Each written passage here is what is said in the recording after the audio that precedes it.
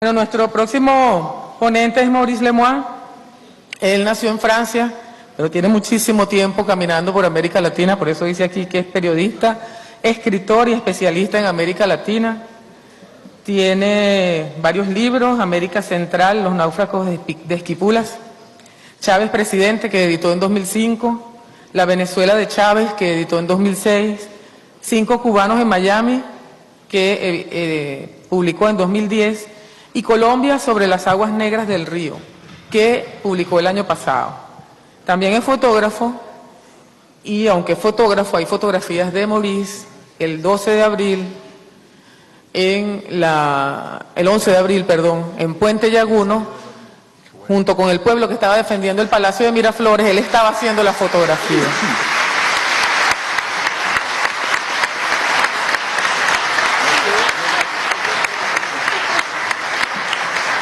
Es el flaco que estaba tirado en el piso con la cámara. El arma que tenía era la cámara. Y esas fotografías de Maurice y de otros compañeros fotógrafos fueron los que develaron más tarde al mundo la verdad de lo que ocurrió allí.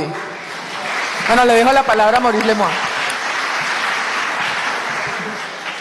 Bueno, primero no voy a agradecer a nadie, ni a la ministra, ni al alcalde, ni a Tania, ni a los organizadores, porque tengo únicamente 20 minutos.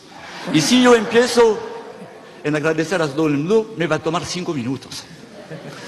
Entonces vamos directo a la segunda mala noticia. El título del Nuevo Herald de Miami de esta mañana, 6 de junio, yo abro las comillas: aumenta la presión internacional contra el régimen de Maduro. La comunidad internacional es María Corina Machado y el gobierno de Estados Unidos. Los otros no sabemos dónde están. Guerra psicológica. Bueno, parece muy lejos el tiempo en que en 1970 Henry Kissinger declaraba, hablando del Chile de Salvador Allende, abro las comillas: yo no veo por qué tendríamos que quedarnos cruzados de brazos ante un país que se vuelve comunista por la irresponsabilidad de su propio pueblo. Parece lejos, pero no lo es tanto. No lo es tanto, estamos en el siglo XXI. Pero en los primeros años del siglo XXI, las maniobras sucias, la injerencia desde Washington, contando con la participación activa de las, entre comillas, élites nacionales, no han parado. A veces fracasados, a veces exitosos. Los golpes, pronunciamientos y otros intentos de desestabilización afectaron a Venezuela, 2002, 2003, 2014, Haití, 2004, Bolivia, 2008, Honduras, 2009, Ecuador, 2010 y Paraguay, 2012. Sin embargo, las técnicas han evolucionado. Los sectores conservadores y lo que vamos a llamar el imperio aprendieron que frente a la opinión internacional, los métodos del pasado, las matanzas, los prisioneros políticos, resultan ser contraproductivos. Hoy se buscan golpes indoloros, donde nadie pueda acusar a los golpistas de antidemócratas, ni de transgredir la Constitución. Y ya no es necesario que las Fuerzas Armadas estén en primera línea. Pero hay un actor nuevo, un actor del mundo globalizado: los medios de comunicación. Al inicio de los años 70 en Chile, el diario El Mercurio preparó de una manera muy activa, ¿sí?, a través de su línea editorial, el derrocamiento de Salvador Allende. Pero ella, hoy en día, ¿existe todavía? Micrófono, ¿qué pasó? Aquí. Creo que hay que subírselo porque está feo. Ok, gracias. Entonces yo decía que al inicio de los años 70, en Chile, el diario El Mercurio preparó de una manera muy activa, a través de su línea editorial, el derrocamiento de Salvador Allende. El Mercurio hoy en día todavía existe en Chile, pero hay muchos otros Mercurio. También se llama Clarín y La Nación en Argentina, O Globo y la Folla en Brasil, El Nacional y el Universal en Venezuela, La Hora, El Comercio, El Universo en Ecuador, El Heraldo y la Prensa en Honduras, La Razón en Bolivia, El Tiempo y Semana en Colombia, sin olvidar The Wall Street Journal, The Miami Herald y su hermanito El Nuevo Herald de Miami, El País de España, Le Monde y Liberación, entre otros en Francia. Vamos a hablar de acción psicológica. La acción psicológica es un arma de tiempo de guerra, pero también es un arma del tiempo de paz. Uno de los objetivos es de orden emotivo. Hay que desatar la piedad o la ira o la solidaridad o la desconfianza. Y eso se puede hacer primero con el vocabulario. El vocabulario es muy importante. Por ejemplo, desde ahora casi 15 años, cuando se habla de los gobiernos de Venezuela, de Bolivia, de Ecuador, de Nicaragua, se habla de populistas, populismo. Desde años los lectores, los televidentes de Europa escuchan, entienden y registran populistas, ¿sí? El término populista ha sido retomado en el marco del discurso neoliberal para designar políticas consideradas irresponsables, aventureras, inflacionarias y que promueven concesiones sociales incompatibles, me van a decir, con el mercado, pero no, con la democracia, nos dicen, ¿sí? Eso es importante porque en Europa la gente que está bombardeada por este término populista es un término denigrante y al final piensan que efectivamente en Venezuela, en Bolivia, en Ecuador son presidentes un poco extraños. A veces es bueno refrescarse la memoria. Les voy a hablar de cosas que ustedes conocen, mejor que yo tal vez, sí. Lo que pasó en abril de 2002 aquí, ¿por qué hay que decriptar? Demolidos en las elecciones, los dirigentes de la oposición convocan a protestar. Conocen el 11 de abril, ¿sí? Durante los meses anteriores, los medios de comunicación han bombardeado la opinión pública y la oposición de derecha. Entonces, no sé si les voy a enseñar todo eso, si hay una cámara. Aquí, eso es del 7 de abril. Aquí están las pruebas sobre la presencia de las FARC aquí en Venezuela. Eso es del 10 de abril. General del Ejército González acusa a Chávez de traidor. Eso es el 10 de abril. A tomar la calle. No es muy importante porque lo conocen, ¿sí? Eso es del 11 de abril. Desobediencia civil. Eso es el del 11. Y eso, para mí, no es un título de un artículo, es una consigna. Conflicto total. Es decir, y no hay que olvidar el título, la batalla final será en Miraflores. Eso quiere decir que cuando la marcha de la oposición sale del Parque del Este hasta Chuao, la oposición, la gente de la oposición ya está condicionada.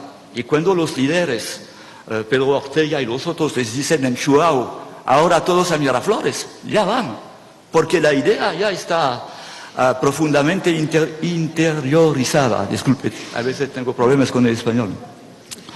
Fue precedido el 11 de abril por una campaña permanente de insultos, calumnias, ataques, difamación, etcétera, etcétera, etcétera. Y una cosa interesante es que esa manifestación del 11 de abril, ¿cómo la llaman los medios de comunicación? Aquí y en otras partes del mundo. No te dicen, la derecha manifiesta en Caracas. Te dicen, la sociedad civil manifiesta en Caracas. Y eso no es neutral. Porque frente a la comunidad internacional, si tú dices, la oposición de derecha manifiesta en Venezuela, tú tienes una parte de los europeos que están de izquierda y que dicen, bueno. Pero si tú les dices la sociedad civil, es un término mucho más simpático, ¿sí? Es un término de gente democrática. Sabiendo que en realidad la sociedad civil no quiere decir nada. Ustedes pertenecen a la sociedad civil, nosotros pertenecemos a la sociedad civil, los sindicalistas, pero Pedro Carmona, también pertenece a la sociedad civil. ¿Sí? Pertenece a la sociedad civil. Es decir, que no hay ninguna coherencia en este grupo que presentan como casi el pueblo. ¿Sí? Entonces, así está el problema. Después, las manipulaciones, voy a ir rápido porque conocen el caso, se desvía la manifestación, pero para acreditar la idea de esa sociedad civil frente a una dictadura, se necesitan víctimas. Se necesitan víctimas en la sociedad civil. Entonces, lo conocen, hubo francotiradores que matan a varios chavistas y varios manifestantes de la oposición, y es el pretexto para que los militares arrestase el presidente Hugo Chávez, acusado de haber enviado sus milicias, sus camisas negras, los círculos bolivarianos, a reprimir la oposición. Pero miren lo que se escribe hoy, y les puedo decir que se escribía en Europa. Ahora no, ya no les hablan de círculos bolivarianos, les hablan de los colectivos. Pero el método es exactamente el mismo, ¿sí? Es el mismo. Lo de los paramilitares, lo de los francotiradores, disculpen, también fue utilizado para derrocar a Fernando Lugo en Paraguay, lo que nunca fue explicado por los medios de comunicación.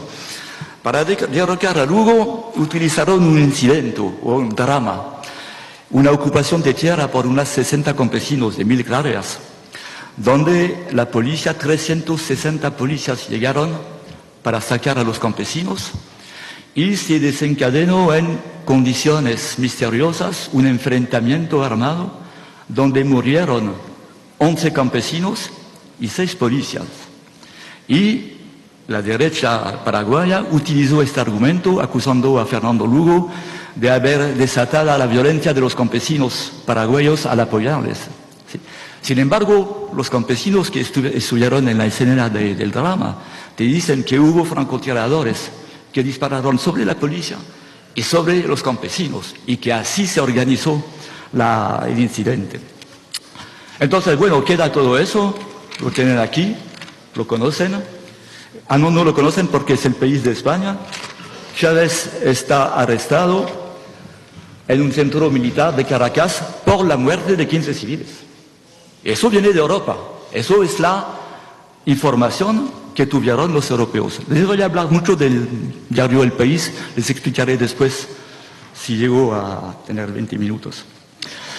En la guerra psicológica hay que hacer creer que algunos hechos están ciertos. Yo retomo El País.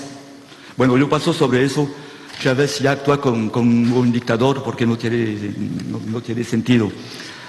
Se organizan lo que se llaman en inglés PSYOPs, operaciones psicológicas, sutiles, lo has dicho, ¿sí? Que tienen como objetivo desestabilizar, desinformar o manipular. Eso se hace a través de lo que se llama la propaganda blanca. ¿Qué es la propaganda blanca?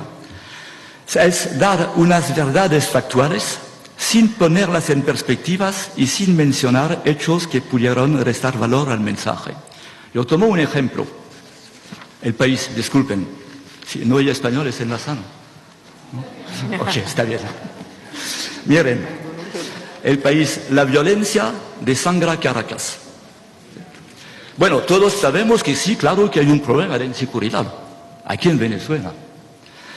Pero sabemos también que Venezuela no empezó con Chávez. Yo tengo aquí una revista francesa que se llama Red. Es una revista especializada en temas militares y de policía. Y no es una revista de izquierdistas. Bueno, por supuesto. Esta revista es de diciembre de 1996, 2 años antes de la llegada al poder de Hugo Chávez. Hay aquí un artículo sobre, lo voy a encontrar teóricamente, sí. Hay aquí un artículo sobre el grupo de intervención especial de la policía venezolana, ¿sí? 2 años antes de la llegada de Chávez. Yo les voy a leer lo que en francés se llama el chapeau. Es el texto pequeño, ¿sí? Que no leen los lectores que tienen prisa para explicar lo que hay en el artículo. 1996. Con una medida de 80 muertos por bala cada fin de semana, con ataques diarios en los transportes públicos, con su pobreza al desarrollo exponencial, al fin con una crisis económica que toca el país desde más de 15 años hasta sus raíces. La inflación es de más de 1000%. La inflación es de más de 1000%. ¿Sí? Caracas es ahora, desde algunos años, una de las ciudades, y tal vez la ciudad más peligrosa del mundo. Eso es de 1996. Entonces, como periodista, yo puedo escribir o podemos escribir en la lucha en contra de la inseguridad. Hubo un fracaso del gobierno de Chávez, pero no se puede escribir lo que se leen todos los días. Con la llegada de los bolivarianos, subió la inseguridad. Es una manipulación total. Vemos la misma cosa actualmente con los títulos sobre la crisis de las guarimbas. ¿Sí? Yo tomo un ejemplo: la oposición desafía la represión chavista, eso es El País. Miren, escuchen. A mí me encanta este, es de ABC, 21 de mayo de 2014. Estamos viviendo la mayor represión en la historia de Venezuela. El Caracazo nunca no le pasó. Y no explican en nada que en las manifestaciones que tienen en realidad las características de una guerrilla urbana, que no son manifestaciones de estudiantes, y que por lo menos la mitad o tal vez más de las víctimas están miembros de las fuerzas del Estado, ¿sí? Y gente no afín a la oposición. Después, bueno, eso es la propaganda blanca. Hay más astutos, la propaganda gris, que mezcla la propaganda blanca con mentiras. La primera tiene que dar credibilidad a las segundas.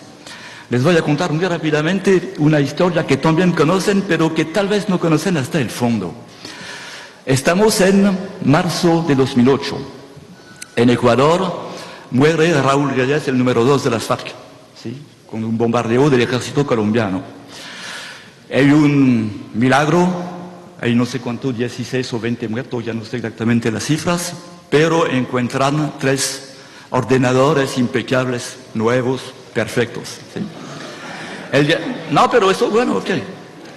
El 10 de marzo el ejército colombiano da el material electrónico a Interpol para que haya un peritaje.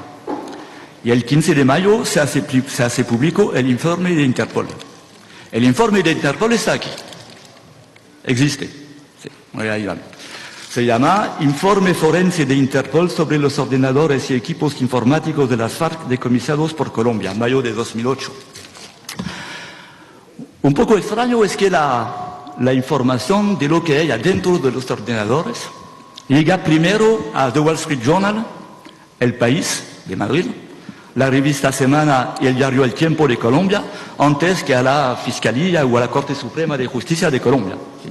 Y inmediatamente, a través de lo que se descubrió en los ordenadores, empezó una campaña que todavía está vigente, ¿sí? Yo leo rápidamente, no le voy a enseñar Los papeles de las FARC acusan a Chávez. En inglés, disculpen, mi inglés es peor que mi español. The Wall Street Journal. Chávez lets Colombia rebels wield power inside Venezuela. El gobierno venezolano colaboró con ETA y las FARC, Venezuela se convierte en el balneario, disculpe, de la ETA. Así entrenó ETA en Venezuela. Y El País, nuestros amigos del País.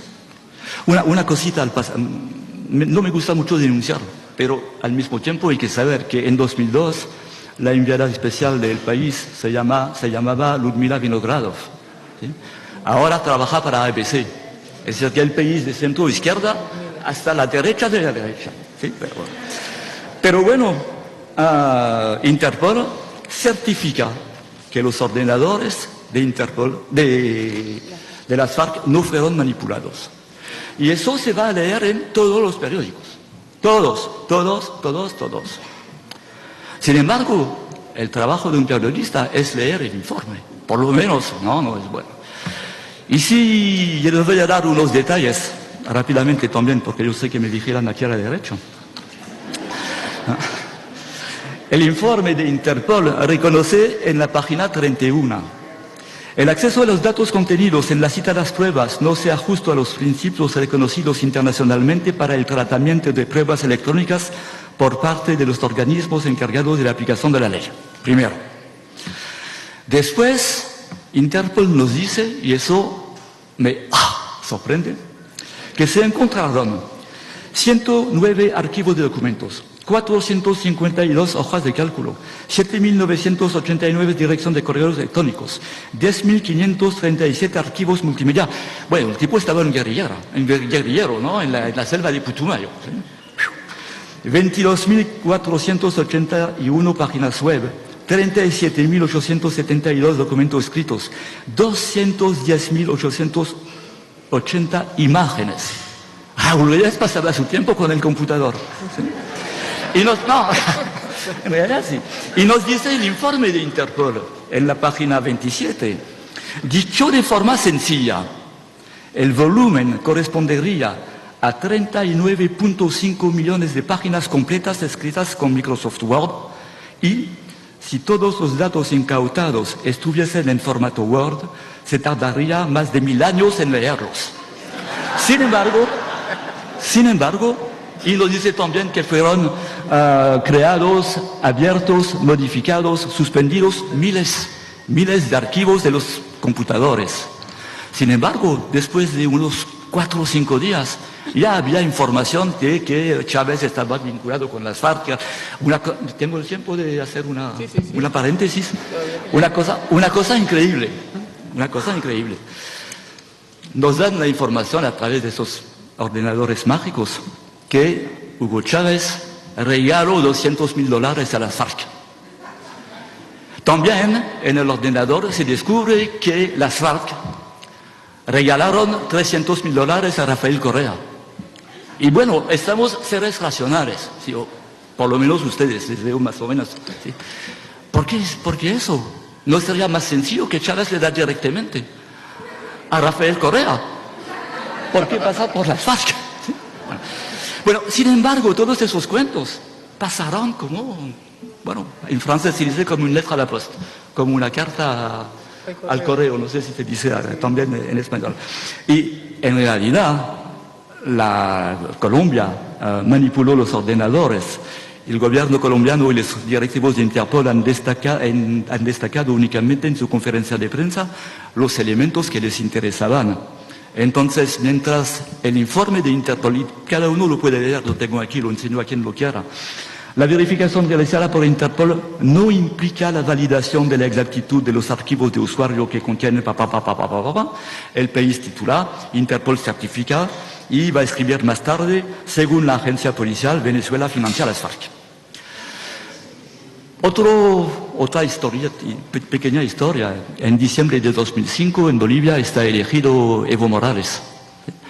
Y en los medios de comunicación europeos fue increíble. Tocaron violín el primer presidente indígena de América Latina. Estaba fantástico, sin un entusiasmo. 3 semanas después, no sé exactamente, Evo Morales anuncia que va a nacionalizar los hidrocarburos. Y entonces, sí, bueno, han entendido todo, ¿sí? Y el discurso es, ¿pero quién es este indio bruto manipulado por Chávez y Fidel Castro?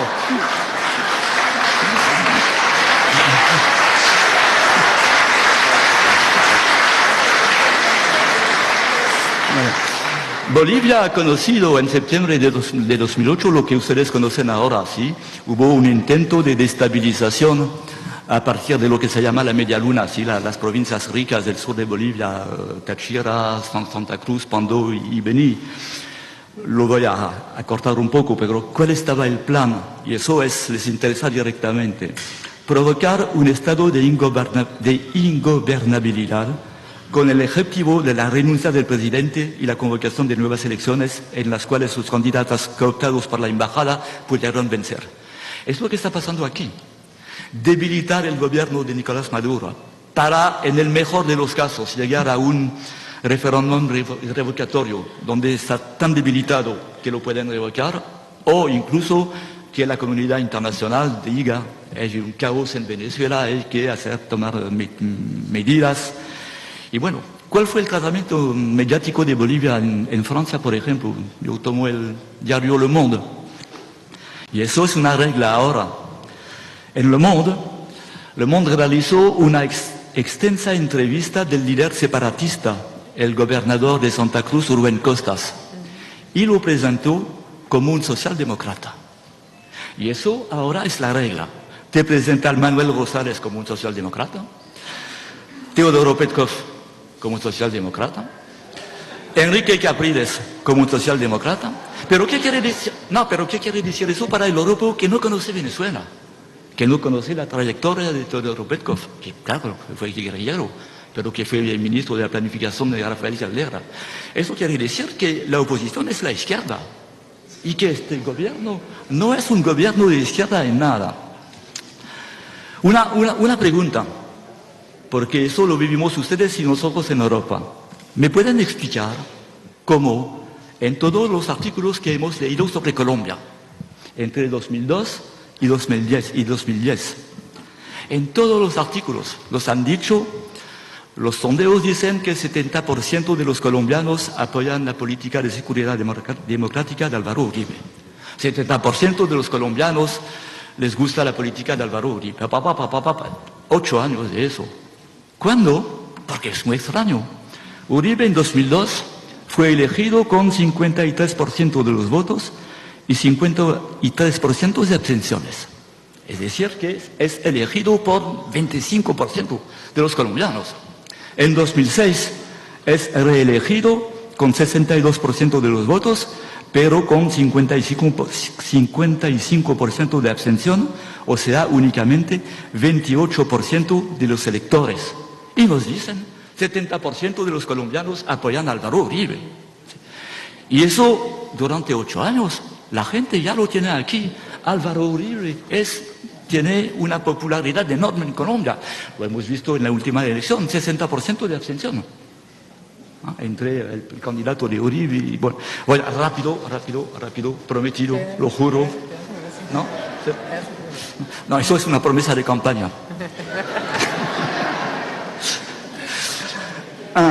Bueno, no, el caso no es únicamente en Venezuela, lo han entendido. En Honduras, 10 familias financiaron el golpe de Estado de junio de 2009 en contra de Manuel Zelaya. El golpe fue planeado por un grupo empresarial liderado por Carlos Roberto Facusé, expresidente de Honduras y dueño del periódico La Tribuna, que junto con la prensa, el Heraldo, los canales de TV 2, 3, 5 y 9 fueron el pilar fundamental del golpe. El Heraldo y la prensa en Honduras pertenecen a Jorge Canaguati Larash, dueño, al lado de los medios de comunicación, de la marca Pepsi Cola y de las franquicias de Pizza Hut, Kentucky Fried Chicken, 7-Up, Enjoy, Team, Gatorade, etc. Hace poco tiempo, hace unos días, fue despedido del diario paraguayo ABC Color un periodista que se llama Paulo López, y él denunció que lo votaron, que lo echaron por negarse a manipular una información sobre un discurso del presidente cubano Raúl Castro.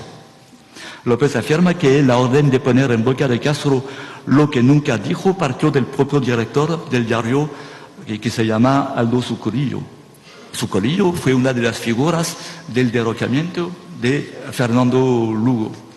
Yo termino con El País, mis amigos del País. ¿Por qué hablar particularmente del País de España? Porque en Europa es un periódico de referencia.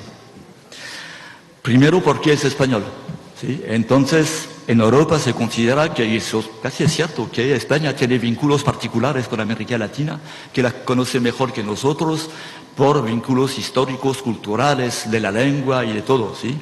Y eso que, entonces, en Europa todos los universitarios, periodistas, estudiantes, toda la gente que trabaja sobre América Latina lee El País. Todos leen El País. Ocurre que nos dicen que El País lo fue, pero ya no lo es un periódico de centro-izquierda. Entonces, muy respetable, ¿sí? Entonces, lo que se lee el lunes en El País, se lee el martes en Le Monde en Francia, se lee el miércoles en Italia, se lee el jueves en Bélgica, etcétera, etcétera, etcétera. El país pertenece a un grupo que se llama PRISA. Voy a ir muy rápido porque podríamos hacer horas sobre la concentración de los medios de comunicación, ¿sí? Cómo funcionan. Bueno, PRISA está presente en 22 países y llega a más de 52 millones de usuarios. En Hispanoamérica se encuentra presente de manera directa en 8 países: Argentina, Colombia, Costa Rica, Chile, Estados Unidos, que no es tanto, bueno, México, Panamá, Ecuador y Guatemala. En Colombia tiene 19% de Radio Caracol, que unos amigos colombianos llaman Radio Paracol, no sé por qué. Bueno, PRISA tiene 27 millones de oyentes a través de su red de radios. Yo voy rápido. Aquí quiero terminar. Yo estaba buscando este. Ustedes saben que Venezuela, pero también Ecuador, pero también Cuba, pero también Bolivia, tienen un enemigo terrible, es la SIP, Sociedad Interamericana de Prensa.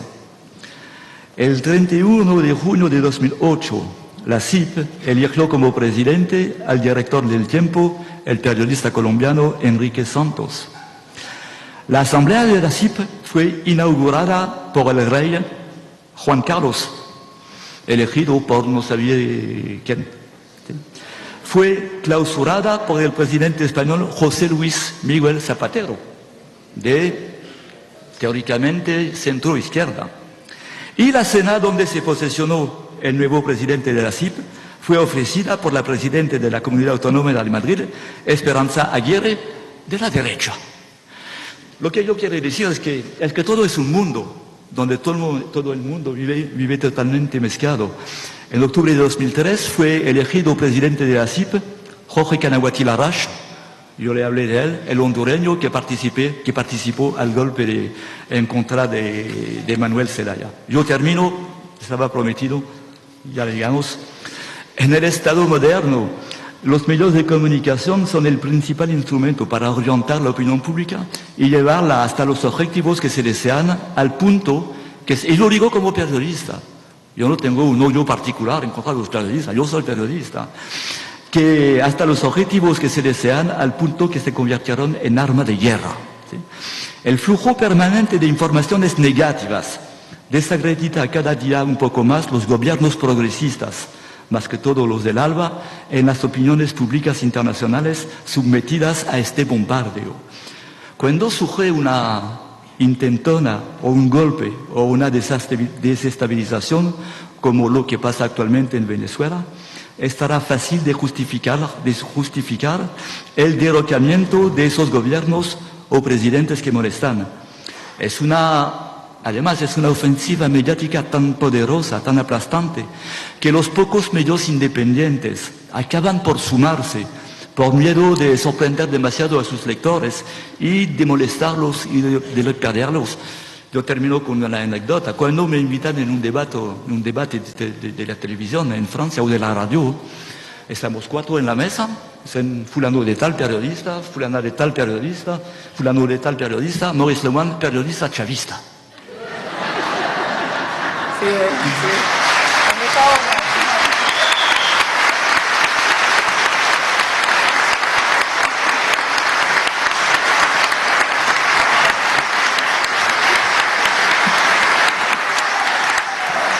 Bueno, a mucha honra decimos aquí, Mauricio, ¿oíste? Periodista chavista. Si digo, levanten la mano los periodistas chavistas, bueno, aquí va a haber un gentío. Ahí está, mire. Bueno, le damos las gracias también a los medios alternativos y comunitarios que están pegados con la transmisión. Aquí está el colectivo radiofónico Petare, que me dicen que están conectados.